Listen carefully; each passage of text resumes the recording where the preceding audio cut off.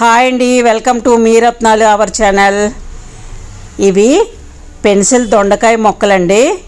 నేను NG గ్రూప్లోనే order చేసి తెప్పించుకున్నాను. మనకి చాలా రీజనబుల్ రేట్కే వచ్చాయండి. ఈచ్ వన్ ప్లాంట్ 20 రూపీస్, 20 రూపాయలు మాత్రమే. నేనైతే 2 ప్లాంట్స్ అయితే తెప్పించుకున్నాను. ఇవి బయట మనకి ఎక్కడ నర్సరీల్లోనే ఎక్కడ దొరకట్లేదు కదండి. మనకి బోల్డ్ నర్సరీలు వైజాగ్లో ఉన్నాయి, కానీ ఇలాంటి దొండకాయ మొక్కలు అనగా ఆగాకర దుంపలు అనగా ఇంకా శాప్లింగ్స్ అనగా మనకి ఏ నర్సరీల్లోని కూడా మనకి వైజాగ్లో ఎక్కడ దొరకవు కదండి. మనకి చక్కగా ఎన్జీ గ్రూప్లోని మనకి మెసేజ్ వస్తూ ఉంటుంది, ఆర్డర్ చేసుకుంటే చేసుకోండి అని చెప్పి మనకి మెసేజ్ వస్తుంది. మనకి ఎవరికైనా అవసరమైతే చక్కగా గ్రూప్లో జాయిన్ అయ్యి మనకి ఏ మొక్కలు అవసరమో అవి ఆర్డర్ చేసి తెప్పించుకోవచ్చండి. చాలా రీజనబుల్ రేట్లకే మనకు వస్తున్నాయి. ఇవైతే నాకు చాలా పెన్సిల్ దొండకాయ మొక్కలు అయితే నేను చాలా రోజుల నుంచి వెతుకుతున్నానండి. అసలు ఎక్కడ నర్సరీలోనైతే నాకు కనిపించలేదు. మామూలు దొండకాయ మొక్కలు అయితే నా దగ్గర ఉన్నాయి, కానీ ఈ పెన్సిల్ దొండకాయ మొక్కలు అయితే నా దగ్గర లేవు. అందుకని చెప్పి 2 ఆర్డర్ చేసి తెప్పించుకున్నానండి. చాలా హెల్తీగా వచ్చాయి మొక్కలు అయితే. చూసారా ఎంత చిగుర్లు అయితే ఎంత బాగా వస్తున్నాయో. ఇవి రేపు నాటుదాం అనుకుంటున్నానండి. కొంచెం డ్రైగా ఉంది మట్టి అయితే, అందుకనే కొంచెం వాటర్ వేసి ఉంచుతున్నాను. రేపు నాటొచ్చు అని చెప్పి. ఇదిగోటండి మర్నాడు మొక్కలైతే నాటుదామని వచ్చాం మేడ మీదకి, కానీ నైట్ వర్షం పడిందండి. ఇది పాత మట్టేనండి. ఇది ఇందులోని కాకరకాయ మొక్క ఉండేది, అది తీసేసాము, చనిపోయిందని చెప్పి. ఆ మట్టినే కొంచెం ఇంకా మన దగ్గర ఉన్న వేపపిండి అవన్నీ కలుపుదామని చెప్పి ఈ పాత మట్టిలోని గడ్డి అంతా తీసేసాము. చూడండి తడిగా అయిపోయింది మట్టి అంతా. ఇప్పుడు మరి తప్పదండి, పొడి మట్టి మనకి దొరకదు, ఎందుకంటే వర్షాకాలం కదా, ఎప్పుడు వర్షం పడుతుందో తెలియట్లేదు కదా. నైట్ అప్పుడు పడిపోతుంది వర్షం. అందుకని మట్టి ఆరబెడదామన్నా సరే అవ్వదండి. ఆరబెడదామంటే ఏ టైంలో వర్షం పడుతుందో తెలియదు కదా మనకి. అందుకని చెప్పి ఈ పాత మట్టిలోనే గడ్డి అంతా తీసేసి, ఇదైతే ఆవు ఎరువు అండి. నేను 3 వంతులు మట్టి అయితే 1 వంతు ఆవు ఎరువు కలుపుతున్నానండి. చాలా బాగా ఈ ఆవు ఎరువు అయితే బాగా డ్రై అయిపోయే ఉంది. ఇందులోని వేపపిండి అయితే కలుపుతున్నామండి. ఇది ఒక 10 గుప్పెళ్ళు ఉంటుంది ఈ వేపపిండి. ఆ మట్టిలో కలిపేస్తున్నాము. మొక్కల్లో వేపపిండి కలిపితే చాలా మంచిదండి. వేరు తెగుళ్ళు ఏవి రాకుండా ఉంటాయి. 3 వంతులు మట్టి, 1 వంతు మన దగ్గర కిచెన్ వేస్టేజ్ ఉన్నా లేదా ఆవు ఎరువేనా గేదె ఎరువేనా ఏదైనా ఒక కంపోస్ట్ అండి, అది ఒక 10 గుప్పెళ్ళు వేపపిండి అండి కలుపుతున్నాము.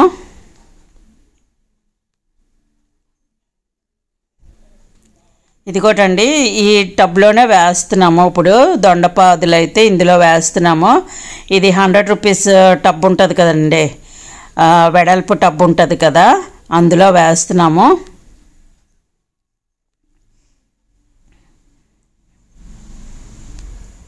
దొండపాదులకి కొంచెం వెడల్పుగా ఉన్న టబ్స్ అయితేనే బెటర్ అండి. లోతుగా కన్నా వెడల్పుగా ఉంటేనే చక్కగా బాగా గ్రో అవుతుంది. ఇదైతే రోజు మన ఇంట్లో కంపోస్ట్ వస్తుంది కదండి, కిచెన్ వేస్టేజ్, అదండి ఇది. మాకైతే ఇలా డబ్బాలో వేసి ఉంచుతాను. అలాగే బియ్యం కడిగిన నీళ్ళు, పప్పు కడిగిన నీళ్ళు అయితే ఈ కిచెన్ వేస్టేజ్లోనే ఉంచి మర్నాడు ఏం చేస్తానంటే ఏదైనా ఒక మొక్కలోని ఈ కిచెన్ వేస్ట్ అంతా వేసేస్తానండి. కొంచెం మట్టి తీసి వేసి మళ్ళీ మట్టి అయితే కవర్ చేసేస్తాను మట్టితోటి. తర్వాత ఆ వాటర్ ఉంటుంది కదండి, ఆ వాటర్లోని ఇంకొంచెం వాటర్ కలిపి 2-3 మొక్కలకైతే వేసేస్తుంటానండి. ఇప్పుడైతే ఈ కిచెన్ వేస్టేజ్ ఉంది కదండి, అదంతా కూడా ఈ మట్టిలో అయితే కలిపేస్తున్నాము. క్రేపర్స్ ఏవైనా సరే అండి, పాదులు ఏదైనా సరే ఒక సైడ్కి పెట్టుకుంటేనే బెటర్ అండి. వర్టికల్ పందిరిలాగా ఇలా సైడ్కి నెట్లు అవి మీషోలోని ప్లాంట్స్ నెట్స్ అవి అమ్ముతున్నారు కదండి, అవి రెడీగా కొనేసుకోవచ్చు. లేదా మన తాళ్ళతోటి ఇలా సైడ్ కట్టుకుంటే మనం ఈ క్రీపర్స్ అన్నీ వాటికి చక్కగా పాకుతాయండి. చూసారా, నేను ఇక్కడ టప్ పెట్టాను, కిందన స్టాండ్ కూడా ఉంది. చూడండి, మీకు చూపిస్తున్నాను. స్టాండ్ మీద కంపల్సరీగా పాట్స్ అన్నీ కూడా స్టాండ్ల మీద ఉండాలండి, లేకపోతే స్లాబ్ పాడైపోద్ది కదా. ఆ స్టాండ్ మీద టప్ పెట్టి నేను ఆ మొక్క అయితే ఇది ఉంది కదా, వైర్ తోటి అల్లాం కదా, దానికైతే ఒక తాడు కట్టి పెడదాం అనుకుంటున్నానండి. ఆల్రెడీ ఒక దొండ చూసారా సైడ్కి కనిపిస్తుంది, ఆల్రెడీ ఉంది. అది నార్మల్ దొండ మొక్క అండి. అది ఇప్పుడైతే పెన్సిల్ దొండ మొక్క ఇది వేస్తున్నాను. ఏవైనా సరే క్రీపర్స్ సైడ్కి అయితేనే బెటర్ అండి, చక్కగా మనం హార్వెస్ట్ చేయడానికి ఈజీగా ఉంటుంది. నెక్స్ట్ ఆకులు అలాంటివి ఏవైనా మనం రిమూవ్ చేయడానికైనా ఉంటుంది. ఇప్పుడైతే ఈ మొక్కలైతే ఇందులో వేస్తున్నాము.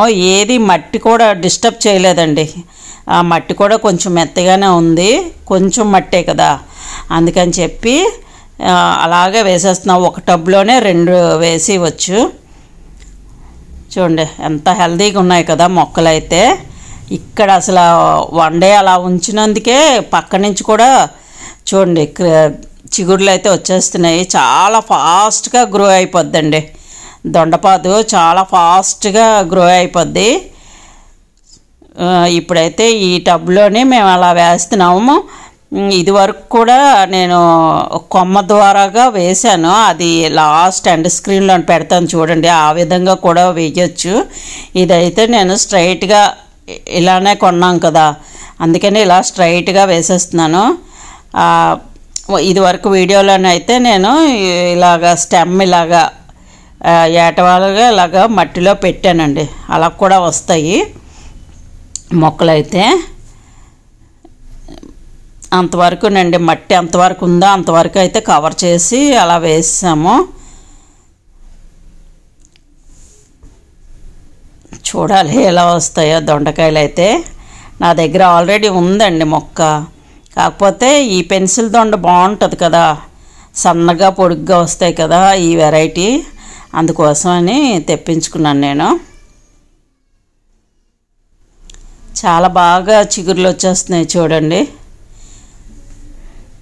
వర్టికల్ పందిరి అయితేనే బెటర్ అండి. ఈ పైన వేసాం అనుకోండి మనకి హార్వెస్ట్ చేయడానికి ఇబ్బంది అండి. మళ్ళీ మనం ఏదైనా నీమ్ ఆయిల్ స్ప్రే చేయాలన్నా కష్టమైపోద్ది. అదే సైడ్కి వేసాం అనుకోండి పందిరి, మనం ఏదైనా నీమ్ ఆయిల్ స్ప్రే చేయాలన్నా మనకి హార్వెస్ట్ చేయాలన్నా ఈజీగా ఉంటుంది.